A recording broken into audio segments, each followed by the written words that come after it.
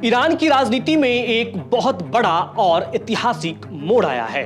लगभग 4 दशक तक सत्ता के सबसे ऊंचे पद पर बैठने वाले अली खामनेई के बाद अब ईरान को मुज्तबा खामनेई के रूप में नया सुप्रीम लीडर मिल गया है। लेकिन कहानी सिर्फ इतनी नहीं है कि एक नेता गया और दूसरा आ गया। इस पूरे घटनाक्रम के पीछे युद्ध है, वैश्विक राजनीति है, अमेरिका और इजराइल की धमकियां हैं और ईरान की सत्ता के भीतर चल रही एक गहरी रणनीति भी है। जैसा कि आप जानते हैं कि फरवरी के अंत में अमेरिका और इजराइल के संयुक्त हमले में ईरान के सुप्रीम लीडर अली खामनेई की मौत हो गई। यह हमला तेहरान और ईरान के कुछ अन्य सैन्य ठिकानों पर किया गया था।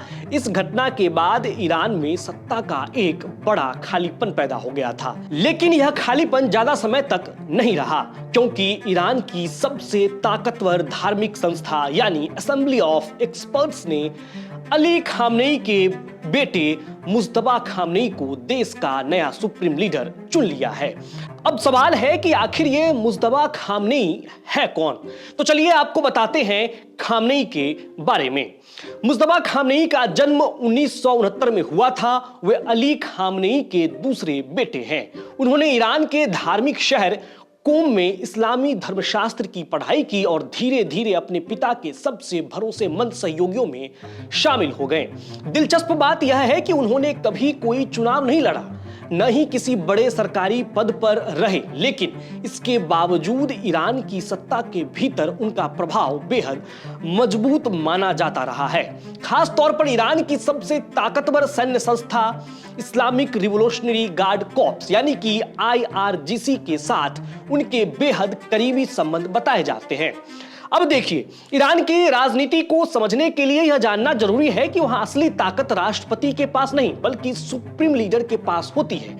सुप्रीम लीडर होना न्यायपालिका, मीडिया और सुरक्षा एजेंसियों पर अंतिम नियंत्रण रखता है।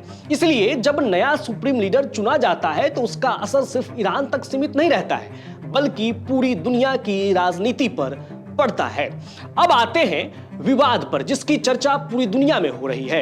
आलोचक कह रहे हैं कि ईरान की इस्लामिक क्रांति 1979 में इसलिए हुई थी ताकि राजशाही खत्म हो सके, लेकिन अब वही देश एक तरह से वंशवादी नेतृत्व की तरफ बढ़ता दिखाई दे रहा है, क्योंकि सत्ता पिता से बेटे के पास पहुंच गई है।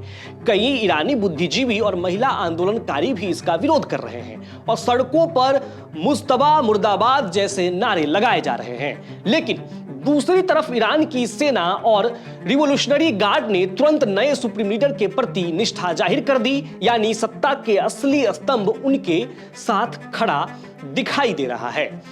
अब बात अमेरिका की करते हैं। इस पूरे घटनाक्रम के दौरान अमेरिका ने ईरान को लेकर आक्रामक बयान दिया।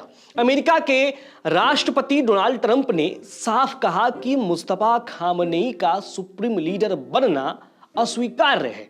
उन्होंने यह भी कहा कि अगर ईरान वही नीतियां जारी रखता है जो पहले थीं, तो अमेरिका को अगले कुछ वर्षों में फिर से युद्ध करना पड़ सकता है। इतना ही नहीं, इजराइल की तरफ से भी खुली धमकी दी गई है कि ईरान जो भी नया सुप्रीम लीडर चुनेगा वह टारगेट बन सकता है। यानी कि संदेश साफ था कि ईरान के नेतृत्व पर भी हमला हो सकता है। ऐसे में सवाल उठता है कि इस हालात में मुज्तबा खामनेई की रणनीति क्या हो सकती है। तो अब बात उस रणनीति की भी कर लेते हैं। तो पहली जो रणनीति हो सकती है वो होगी सत्ता को स्थिर करना, क्योंकि ईरान इस समय अपने इतिहास के सबसे बड़े संकटों में से एक से गुजर रहा है। युद्ध का खतरा, आर्थिक प्रतिबंध और अंदरूनी विरोध, ये तीनों चुनौतियां एक साथ मौजूद हैं। ऐसे में नए सुप्रीम लीडर का पहला लक्ष्य होगा कि सेना, धार्मिक नेतृत्व और राजनीतिक व्यवस्था को एकजुट रखा जाए। दूसरी रणनीति होगी सैन्य ताकत का प्रदर्शन। ईरान पहले ही अमेरिका और इजराइल के खिलाफ मिसाइल और ड्रोन हमलों का जवाब दे चुका है। विशेषज्ञों का मानना है कि मुज्तबा खामनेई अपने पिता की तुलना में और ज्यादा कठोर रुख अपना सकते हैं। इसका मतलब यह हो सकता है कि ईरान क्षेत्रीय सहयोगियों जैसे लेबनान और हिजबुल्लाह और यमन के हूती के जरिए अमेरिका और इजराइल पर दबाव बढ़ाए। तीसरी रणनीति, परमाणु कार्यक्रम। ईरान का परमाणु कार्यक्रम हमेशा से अमेरिका के साथ टकराव का सबसे बड़ा कारण रहा है। नए सुप्रीम लीडर के आने के बाद यह संभावना भी जताई जा रही है कि ईरान परमाणु कार्यक्रम को और तेज कर सकता है, ताकि अमेरिका और उसके सहयोगियों के खिलाफ एक मजबूत डिटरेंस तैयार किया जा सके। और चौथी रणनीति, घरेलू नियंत्रण हो सकता है। ईरान के अंदर पिछले कुछ वर्षों में महिलाओं और युवाओं के नेतृत्व में बड़े बड़े आंदोलन हुए हैं। इसलिए मुस्तफा खामनेई के सामने एक चुनौती यह भी होगी कि वे देश के भीतर विरोध को कैसे संभालते हैं। कुछ विश्लेषकों का मानना है कि वे अपने पिता की तरह सख्त रुख अपनाएंगे और सुरक्षा एजेंसियों की ताकत को और भी ज्यादा बढ़ाएंगे। ये तो हो गई बात मुस्तफा खामनेई के रणनीतियों की।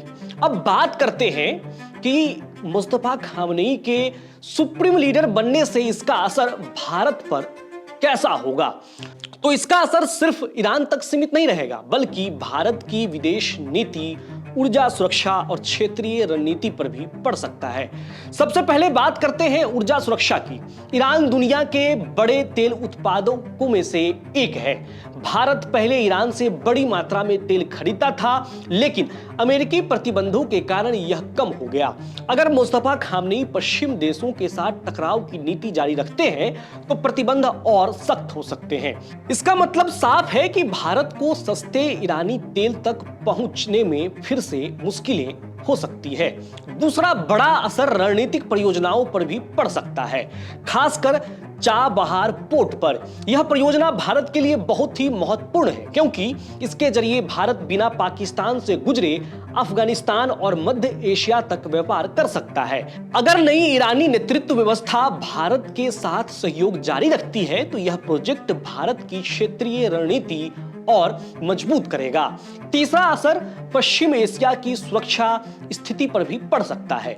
रिपोर्ट्स के मुताबिक मुस्तफा खामनेई का झुकाव ईरान की शक्तिशाली सैन्य संस्था इस्लामिक रिवोल्यूशनरी गार्ड्स कॉर्प्स के साथ काफी मजबूत माना जाता है। अगर उनकी नीति अधिक कठोर होती है तो क्षेत्र में अमेरिका और इजराइल के साथ तनाव बढ़ सकता है। ऐसे में तेल की कीमतें और वैश्विक व्यापार मार्ग प्रभावित हो सकते हैं, जिसका असर भारत की अर्थव्यवस्था पर भी पड़ेगा।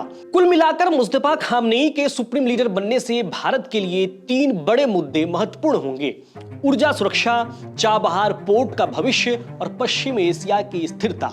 आने वाले समय में ईरान की नई नेतृत्व शैली ही तय करेगी कि भारत ईरान संबंध और मजबूत होंगे या फिर एक नए तनाव की ओर ये बढ़ेगा। आप क्या सोचते हैं? आपको क्या लगता है, नए सुप्रीम लीडर के बनने के बाद भारत पर इसका क्या असर होगा और ये युद्ध किस ओर जाएगा? अपनी राय कमेंट बॉक्स में लिखिए और देखते रहिए विट्टी चोखा।